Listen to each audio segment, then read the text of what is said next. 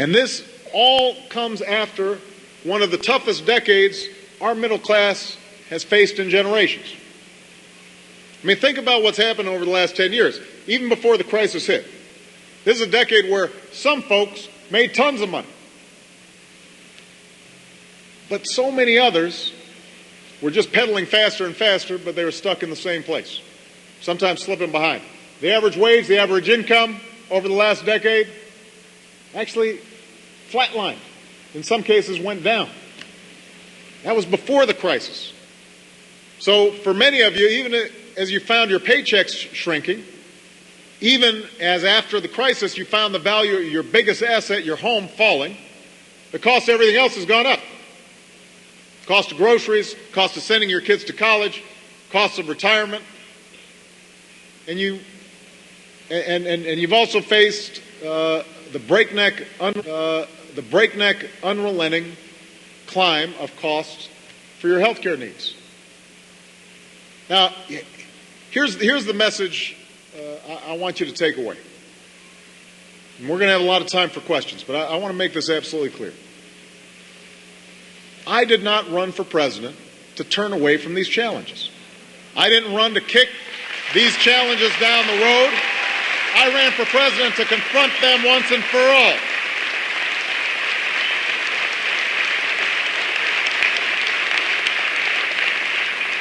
I ran for this office to rebuild our economy so it works not just for the fortunate few, but for everybody who's willing to work hard in this country.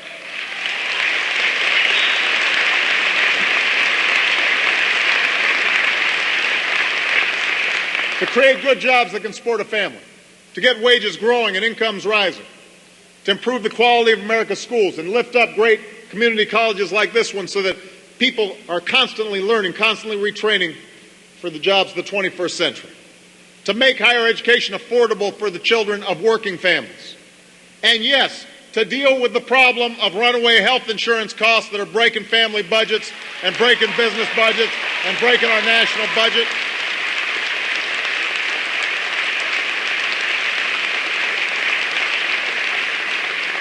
Now, since this has been in the news a little bit this week, let me say a little something about health care. I had no illusions when I took this on that this was going to be hard. 7 presidents had tried it. 7 Congresses had tried it. And all of them had failed. And I had a whole bunch of political advisors telling me this may not be the smartest thing to do. You've got a lot on your plate. Biggest economic crisis since the Great Depression, 2 wars.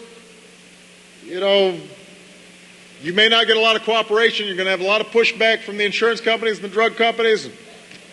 It's complicated. Don't do it. Now,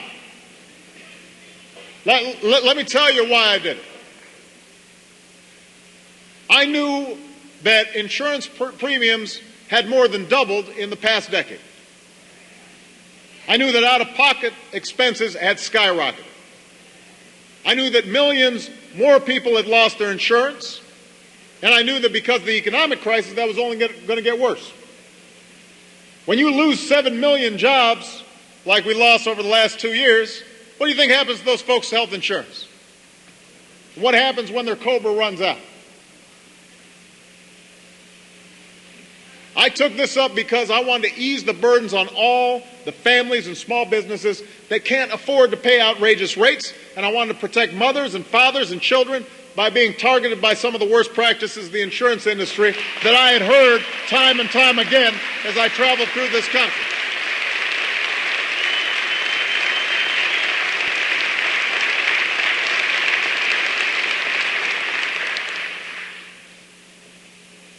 Now, let me dispel this notion that somehow we were focused on that and so as a consequence not focused on the economy. First of all I think about is how we're going to create jobs in this area. All I think about is how do we get banks lending again. I've been doing that the entire year. So have folks like Sherrod and Marcy and Betty. But what I also know is that health care is part of the drag on our economy. It's part of the eroding security that middle-class families feel.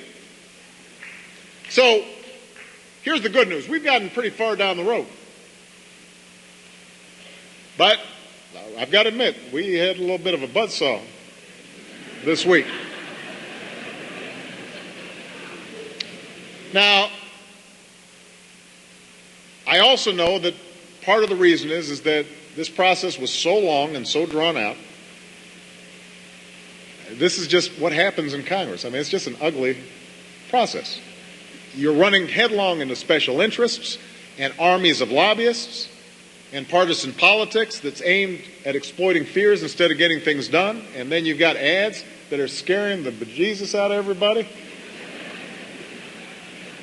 And the longer it takes, the uglier it looks. So I understand why people would say, boy, I'm not so sure about this, even though they know that what they got isn't working. And I understand that why after the Massachusetts election, people in Washington were all in a tizzy, trying to figure out what this means for health reform, Republicans and Democrats. What does it mean for Obama? Is he weakened? How's he going to survive this? That's what they do.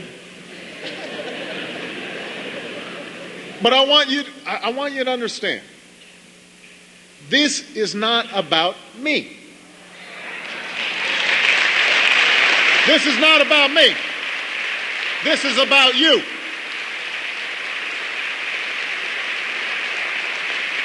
This is not about me, this is about you.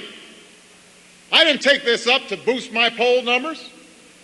You know, the way to boost your poll numbers is not do anything. That's how you do it. You don't offend anybody.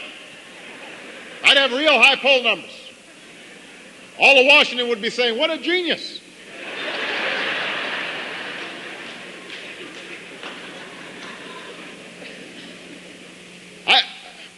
I didn't take this on to score political points. I know there's some folks who think, if Obama loses, we win. But you know what? I think that I win when you win. That's how I think about it.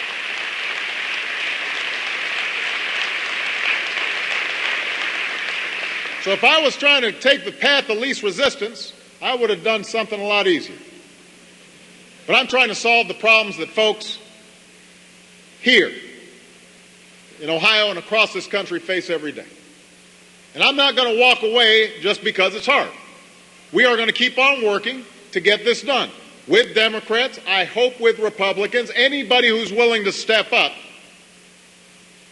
Because I'm not going to watch more people get crushed by costs or denied care they need by insurance company bureaucrats.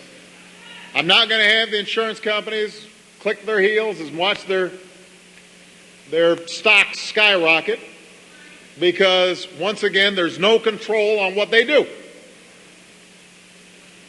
So long as I have some breath in me, so long as I have the privilege of serving as your president, I will not stop fighting for you. I will take my lumps, but I won't stop fighting to bring back jobs here. I won't stop fighting for an economy where hard work is rewarded. I won't stop fighting to make sure there's accountability in our financial system. I'm not going to stop fighting until we have jobs for everybody. That's why I'm calling on Congress to pass a jobs bill, to put more Americans to work, building off our Recovery Act, put more Americans back to work, rebuilding roads and railways, provide tax breaks to small businesses for hiring people, offer families incentives to make their homes more energy efficient, saving them money while creating jobs.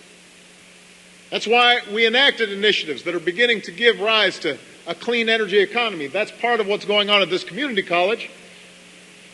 If we hadn't done anything with the Recovery Act, talk to the people who are building wind turbines and solar panels. They would have told you their industry was about to collapse because credit had completely frozen. And now you're seeing all across Ohio, this state has received more funds than just about anybody in order to build on that clean energy economy, new cutting-edge wind turbines and batteries that are going to be going into energy-efficient cars. Almost $25 million of our investment went to a plant right here in Elyria that's helping produce the car batteries of the future. That's what we're going to keep on doing for the rest of 2010 and 2011 and 2012 until we've got